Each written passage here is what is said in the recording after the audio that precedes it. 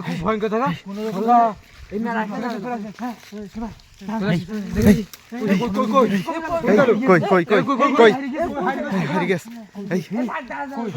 আমার একদম সামনে ধাপ মেরে পড়েছে বিশ্বাস করবে না সাবধান সাবধান সামনে একদম ধাপ মেরে পড়ে আমি কোন জুতো গুলো নিয়ে